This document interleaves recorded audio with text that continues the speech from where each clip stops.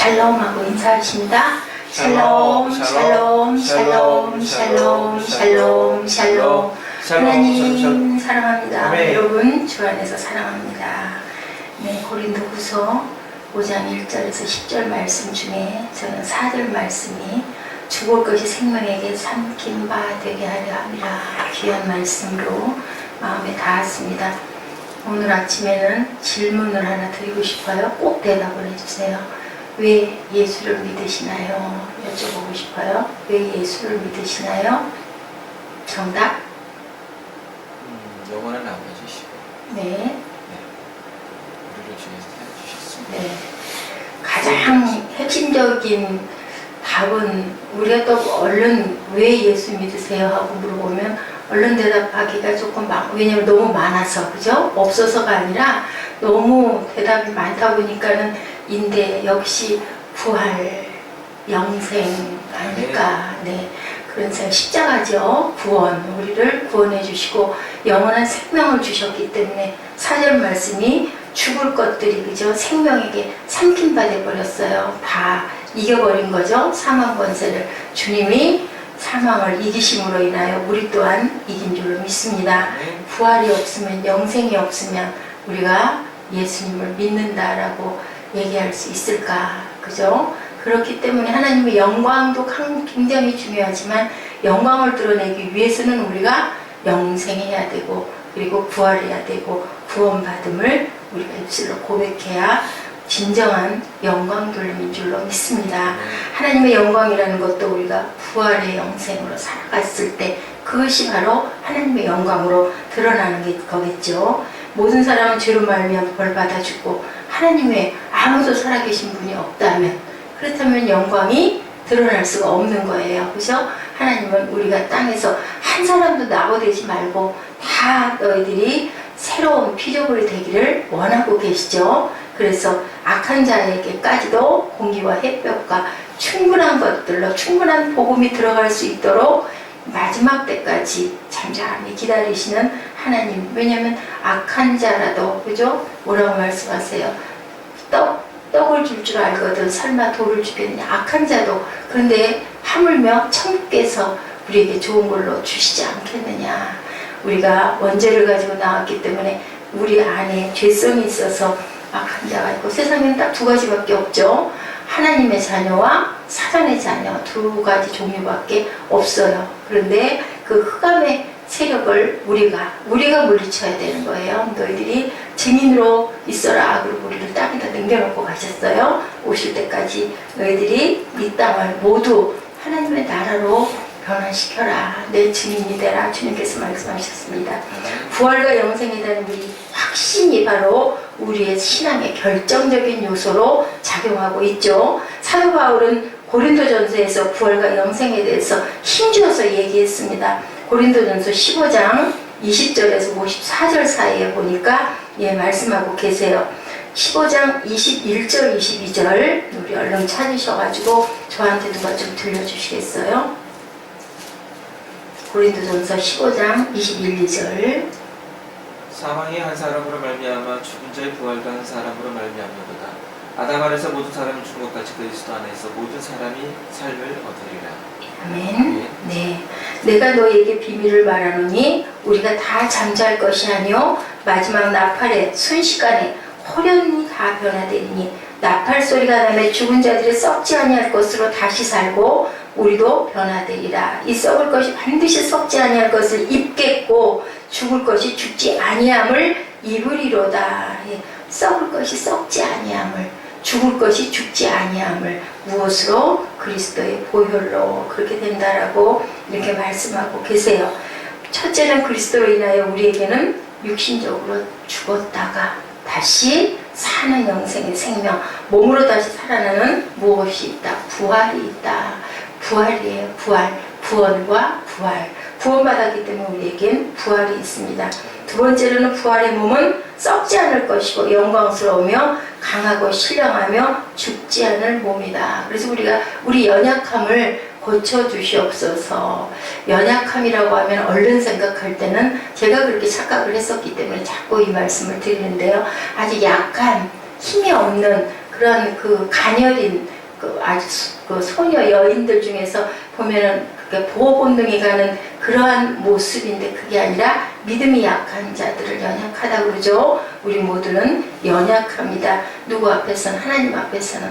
그렇지만 그 연약함이 누구에게 보이면 안 될까요? 사탄에게 보여서는 안 되겠죠. 우리는 그렇기 때문에 우리가 안 되는 부분을 무엇으로 무장을? 전신갑주로 성령으로 무장할, 말씀으로 무장할, 성령의 검을 들고 의의 흉배를 붙이고 복음의 신발을 신고 그리고 성령의 검을 들고 나가야 할 줄로 믿습니다.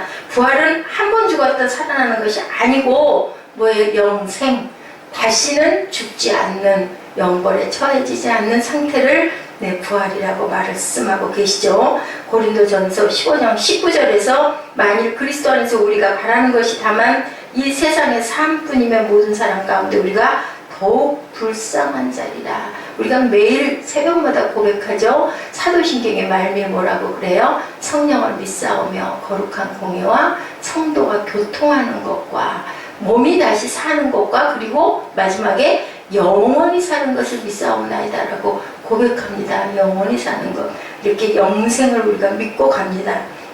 4장 18절에도 말씀하고 계십니다. 우리가 주복하는 것은 보이는 것이 아니요 보이지 않는 것이니 보이는 것은 잠깐이요 보이지 않는 것은 영원함이라. 사도 바울은 이러한 부활과 영생에 관한 믿음을 재확인하며 믿음으로부터 오는 그의 삶의 근본적인 자세가 무엇인지를 이 아침에 밝혀 우리에게 알려주고 있습니다. 그가 밝히는 삶의 근본 자세는 그 사람뿐만이 아니라 그뿐만이 아니라 부활과 영생의 믿음을 가진 어떤 사람들 모든 그리스도인들에게 우리가 가져야 할 삶의 자세가 되어야 된다. 그래서 고린도후서 5장 1절에 보니까 이 세상에서 우리의 삶은 일시적이고 임시적인 삶이다. 우리가 잠깐 있다 간다라고 얘기하죠. 땅에 있는 우리의 무엇? 장막집이 장막집이 뭘까요? 우리의 육신이 그죠? 허물어지고 나면 영원한 몸으로 다시 새롭게 영화로운 몸이 된다라고 이렇게 말씀하고 계시죠. 장막은 군인들이나 목자들이나 유목상인들이 들판에서 야영할 때 잠깐 치는 게 장막이에요. 그죠? 그래서 보면은 고린도에 아주 그렇게 경기들이 많았었다고 그러죠. 그럴 때 보면은 아주 쫙 그 장막이 쳐진대요. 그 고린도에 그 많은 아주 그 훌륭한 건물 앞에 하얀 장막들이 쫙 쳐진다고 합니다. 그래서 운동경기가 열릴 때는 그 시 주변에는 아주 하얀 바다가 부풀어 오르는 것 같은 그런 장막들로 가득 찼다고 그래요. 그러다가 그 장막이 다 철거되고 사라지고 돌로 지은 경건 로마식 주택들이 들어선 고린도 시가가 그 경기가 끝나면 또 다시 펼쳐지는 그러한 행사가 엄청 많았다고 합니다. 고린도 교회 사람들에게 낯익은 광경으로서도 고린도시 주민들에게 임시 거처로서의 장막과 영구적 석조 건물 사이의 대조를 뚜렷이 보여주기에 충분했다라고 이렇게 표현하고 있어요. 얼마나 많은 경기가 고린도가 아주 그 번화하고 그리고 요즘 현대에 못지않게 발달된 문물을 갖고 있었죠. 사도 바울은 이것을 통해서 일시적인 세상에서 삶보다는 영원한 하늘나라의 삶을 더 우리들이 바라봐야 할 것이다 라고 얘기하고 있습니다. 옛날 출애굽한 이스라엘 백성의 광야에서 40년간의 장막 생활은 어땠을까요? 그랬겠죠. 섰을 때 또 장막이 쫙 쳐졌다가 불기둥과 구름기둥이 멈춰졌다 다시 운행할 때 그것을 신호로 그거 뭘까요? 순종이었구나 라는 생각이 듭니다. 하나님에게는 온전히 순종밖에 없어야 되고 우리는 순종했을 때 우리 생명이 영생으로 들어갈 줄로 믿습니다. 장막의 임시성과 일시성을 익히 잘 알고 있었을 이스라엘 백성들, 영원한 장막을 치기 위해서 오라는 대로 가라는 대로 온전하게 순종한 자들은 가나안 땅에 거했죠. 사도 바울은 그 사실에 비유하면서 이 세상에서 삶의 일시성을 우리에게 알려주려고 이렇게 장막집이라고 표현을 했겠구나라는 그런 생각을 해봅니다. 유대인들의 명절인 초막절을 생각했을지도 모르죠. 초막절에는 그렇게 장막들을 치죠. 그곳에서 또 잠을 자죠. 일주일 동안 옛날 출애굽한 조상들의 광야에서 삶을 기념하며 한 주간 동안 초막을 짓고 거기 거하면서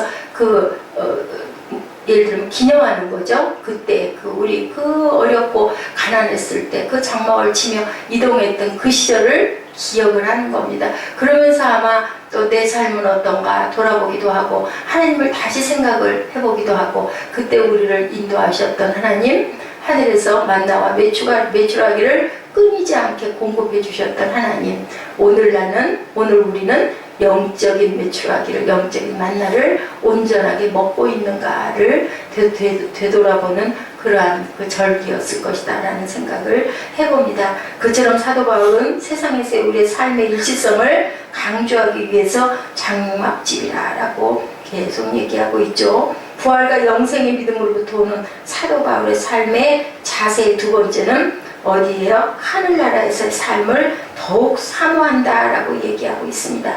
참으로 우리가 여기 있어 탄식하며 하늘로부터 오는 우리 처소로 덧입기를 간절히 사모하노라 라고 말씀하고 있죠. 간절히 사모하노라. 이러므로 우리가 항상 어떻게 해야 된다? 담대하여 몸에 거할 때는 주와 따로 거하는 줄을 아노니, 몸에 거할 때는 주님과 따로 거하는 줄을 아노니 이는 우리가 믿음으로 행하고 보는 것으로 하지 아니함이로다. 믿음이 눈에 보이지는 않지만 우리는 주님이 계신 걸 믿죠. 아까 보다 보니까 그 북한에 대한 얘기를 하는, 제가 중간부터 들어서 누구신지는 잘 모르겠는데 아마 그 북한을 위해서 엄청난 활동을 하고 책을 쓰시는 분인 것 같은데 아주 단호하게 얘기를 하더라고요. 북한이 그 통일이 되려면은 복음밖에 없다라고 얘기를 하더라고요. 무엇과의 싸움이냐? 흑암과 복음과의 싸움이다. 그렇기 때문에 그 김정일의 지금 그 후계자가 이름이 정확하게 누구죠? 예, 김정은이죠. 예, 그 사람도 예수 믿을 수가 있다. 근데 예수를 믿으면 김일성서부터 뭐가 되어 있었어요? 우상으로 신이 되어 있던 그것들이 허물어져야 되기 때문에 그것과의 싸움이다라고 얘기를 하더라고요. 복음밖에 남북이 통일될 수 있는 것은 없다. 확실하다. 그분은 아주 그 영적인 부분의 것이 너무너무 느껴져서 본인이 그 체험을 했더라고요. 성령의 체험을 하면서 그렇게 자유하고 기쁜 것을 느꼈다고 합니다.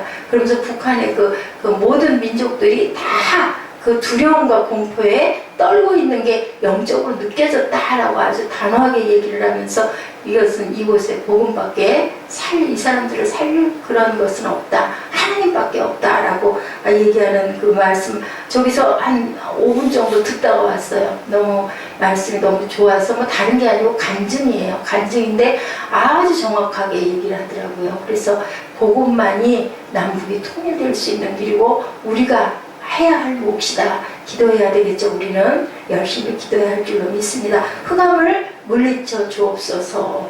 예, 흑암이에요. 흑암. 커다란 똥덩어리라고 제가 말씀드렸었죠. 저도 정말 처음으로 그런 흑암이 덮쳐오는 것을 제가 봤거든요.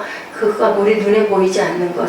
눈에 보이는 것이 중요한 게 아니라 보이지 않는 것. 눈에 보이는 것만을 따라가는 삶을 살아서는 어디로 가요? 사망으로 떨어질 수밖에 없습니다. 우리 여기에 많이 퍼져 있는 전파가 우리 눈에 보이지 않듯이 성령께서 우리를 보호하시고 싸매시고 지금까지도 인도하신 에베네셀의 하나님이 우리와 늘 함께 해주시는 것을, 우리 입술의 고백들이, 우리 입술의 긍정적인 모든 말들이 우리가 이길 수 있는 힘을 성령께서 우리에게 부어주시죠. 우리가 잘났다고 떠들고 그리고 누구를 비방하고 헐뜯고 그 모든 것들을 하나님이 다 듣고 계시기 때문에 제가 요즘에 많이 느끼는 거예요.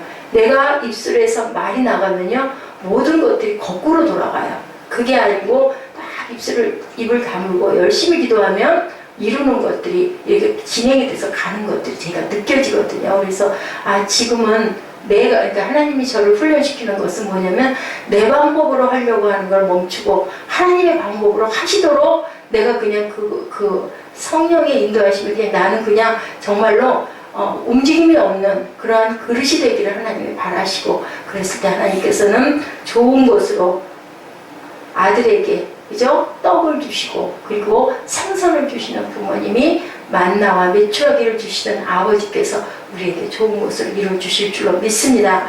4장 18절에도 우리가 주목하는 것은 보이는 것이 아니요 보이지 않는 것이니, 보이는 것은 잠깐이요 보이는 것은 영원함이라고 이렇게 말씀을 하십니다.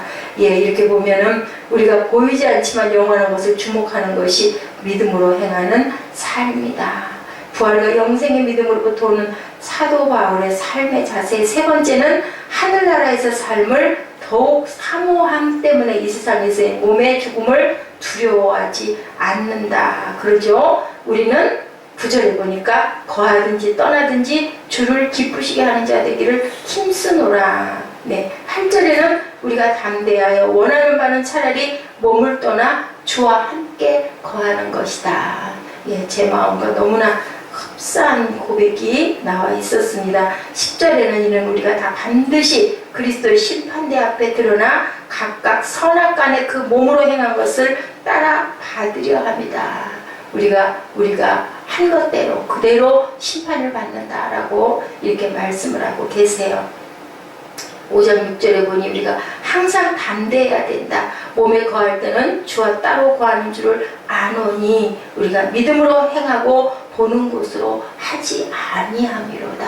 보이는 것을 해서는 안 되는 거예요. 아무것도 보이는 것 없지만 항상 그 조용히 목사님 말씀이죠. 눈에 보이는 게 없어도, 손에 잡히는 거 없어도, 우리가 어디서 와서 어디로 가는지 알지 못하지만 누가 성령께서는 아시기 때문에 우리의 모든 것들을 위해서 오늘도 하나님의 뜻대로 간구해 주신다라고 얘기를 하죠. 담대하여 원하는 바는 차라리 몸을 떠나 주와 함께 있는 것. 하나님께서 부르시는 순간까지 그렇지만 우리는 어떻게 해야 돼요? 그 삶에 들어갈지 전적인 하나님의 뜻에 따라야 되겠죠. 그렇기 때문에 최선을 다해서 하나님을 기쁘시게 하는 오늘을 살아야 할 줄로 믿습니다. 9절에 우리는 몸으로 있든지 떠나 있든지 주를 기쁘시게 하는 자가 되기를 힘쓰노라. 우리가 관심을 기울일 것은 언제 하나님 부르심을 받느냐가 아니라 오직 하나님을 기쁘시게 하는 자, 기쁘시게 하는 자가 되기 위해서 우리 뭐 하고 있어요? 하나님의 사명을 감당하고 있는 줄로 믿습니다. 온전한 사명을 감당하고 갈 때, 그럴 때 하나님께서 기뻐하시겠죠. 고린도전서 15장 58절 또한 그곳이 고린도전서 15장이 무슨 장? 부활장이에요. 마지막 결론 부분입니다. 15장 58절 그러므로 내 사랑하는 형제들아 견실하며 흔들리지 말고 항상 주의 일에 더욱 힘쓰는 자들이 되라. 이는 너희 수고가 주 안에서 헛되지 않은 줄 알미라. 아멘. 아멘. 부활의 생명을 가진 우리가 어떻게 살아야 할까요? 견실해서 견고히 서서 흔들리지 말라. 항상 주님 일에 더욱 힘쓰는 자들이 되라. 주님 일에 더욱 힘쓰는 자들이 되라. 부활의 생명을 가진 우리에게 주시는 말씀은 나를 위해 살지 말고 주님의 일을 위해 살아라. 그래서 아까 제가 이제 내가 죽어도 그죠? 주님의 것이니까 사나 죽으나 우리는 주님의 것이오라고 제가 그렇게 고백을 했습니다. 우리가 예수 믿고 나서 그리고 그 감사와 감격을 주님 앞에 다 드려도 무엇으로 다 드릴 수가 없을 만큼 부족함이 없을 만큼 그 감사와 감격을 매일매일 특히나 이 아침 눈 떴을 때 느끼는 저와 여러분 되시기를 주님의 이름으로 축복합니다. 내 중심에 대해서는 안 되겠죠. 내가 억울한 일을 당했다고, 내가 기막힌 일을 당했다고 할 말이 너무 많아요. 그죠? 그렇게 따지면 그렇지만 이것도 하나님의 섭리 안에 하나님의 뜻 안에 분명하게 이 환난을 통과하고 나면 하나님의 귀한 축복이 우리에게 임할 것을 믿고 언성을 높이지 말고 그죠? 하나님 제가 부족합니다. 하나님 깨닫게 하여 주옵소서 하고 주님의 모습처럼 잠잠히 어땠어요? 십자가의 형틀을 져야 되기 때문에 털깎으로 들어가는 양처럼 어린 양처럼 잠잠하였다라고 하죠. 세미한 음성이 어땠어요? 불 가운데서도 아니었죠. 폭풍 가운데서도 아니었죠.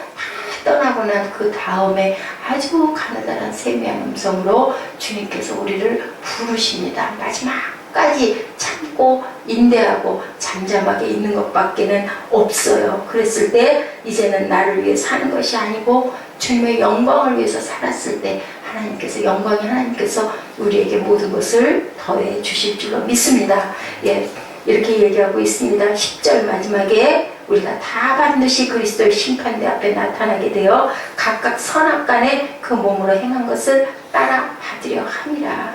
예수를 믿든지 안 믿든지 모든 사람은 다시 오실 그리스도의 어디에 심판대 앞에 설 수밖에 없는 거죠. 반드시 주님으로부터 우리 각자가 행한 것을 따라 받을 것이 있다라고 말씀하고 계십니다. 예수 그리스도를 믿으며 산 이들이 각각 주의 나라에서 누릴 것이 어떤 것인지 우리는 알 수가 없는데, 사도 바울은 주님이 기뻐하실 때 충성을 다하는 주님께서 말씀하신 대로 주님으로부터 뭐라고? 착하고 충성된 종아, 작은 일에 내가 충성하였으니 나의 잔치에 참여하라 라고 말씀하고 계십니다. 칭찬의 말씀을 듣기를 사모하죠. 우리도 그와 같이 살든지 죽든지 주를 위해서 살고 주를 위해서 죽는 저와 여러분의 삶이 되시기를 주님의 이름으로 축복합니다. 영원히 복된 삶을 약속받은 이들로 죽음을 두려워하지 않되 살든지 죽든지 오직 주님을 기쁘시게 하는 백성들이 될 수 있도록, 많은 빛들이 드러날 수 있도록 우리는 그 영향력을 충분히 펼치고 우리 각자의 분량대로 가야 할 줄로 믿습니다. 착하고 충성된 종아, 잘하였도다 나의 즐거움에 참여하여라 하시는 칭찬의 말씀을 들을 수 있는 우리 모두가 되시기를, 잠깐 사는 인생에서 우리가 얼마나 보람되고 얼마나 감사하고 얼마나 기쁩니까? 우리가 할 수 있는 일이 있다라는 거, 하나님의 영광을 위해서 불쌍하고 소외되고 병든 자들을 우리가 고치고 다독여주고 싸매주는 그러한 하나님의 귀한 종들이 되시기를 주님의 이름으로 축복합니다. 우리 일어나셔서 말씀을 같이 한번 나눠보실까요?